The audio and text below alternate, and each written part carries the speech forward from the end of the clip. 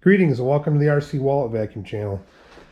I'm on the downslope now of this Rovan 450 roll cage setup, and I got most of the gussets are all in there now, and diamond plates cut, and the mounts to the chassis are now mostly done.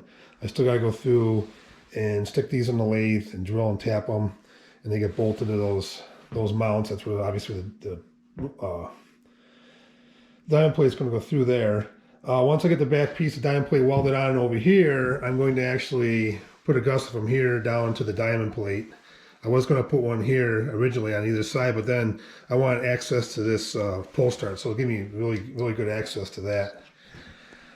So I got to do some final welding on it and weld the diamond plate down and finish welding the mounts and I don't have the right fasteners yet.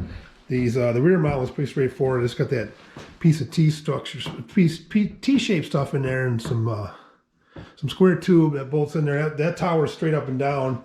This tower is off by like about 8 degrees, so I end up having to go in and 3D print these little wedges down here. Instead of grinding stuff at an angle, I just printed those wedges to take up for that 8 degrees. And then I also 3D printed this GoPro mount. I was going to focus on that or not, but that's the carbon fiber mount there, and that bolts back to the aluminum mount. And also I don't have the right hardware to mount this either. I just got to get some longer bolts in there. And so that's with the so actually the camera mount works in there pretty good. It's a really good height. I might go through and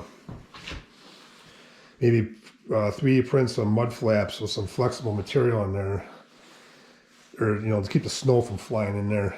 So the next thing I do is I just gotta take and prep the body and get the diamond plate tacked on there and that other gusset, and then I'm going to give a final look at this thing on this video.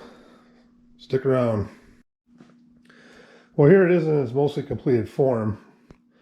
I got to do a bunch of welding and grinding and clean up, and I got to get the mount post, put them in the lathe to get the holes drilled and tapped in those and get them attached to the body mounts and get the right fasteners.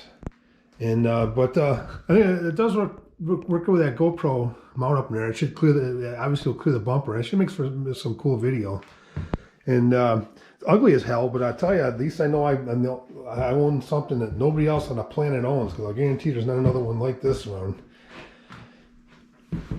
So I want to go through, and I would like to correct the track issue there, and I got to make a new bracket for down there for the anti-rotation bracket. So this thing works out well. I'll probably end up trying to get a different engine there, something a little bigger, and maybe a Taylor or a OBR or something in there. I know there is that Rovan Bartolone case reed. That might be actually a good fit for in here. And I know I'm going to have issues with the steering, so that's one thing before I take this thing out and run it, I got to open up the servo saver and see if I can tighten that thing up, because I'm pretty much guaranteed not to have this thing want to steer with these tracks in it. I had a tough time with tires, so I think it's just not adjusted right. If not, I'm going to take and pull it out and put a 2.0 Losi steering system in there and do a little better reaction out of the steering, because it's going to need some torque to spin these tracks around.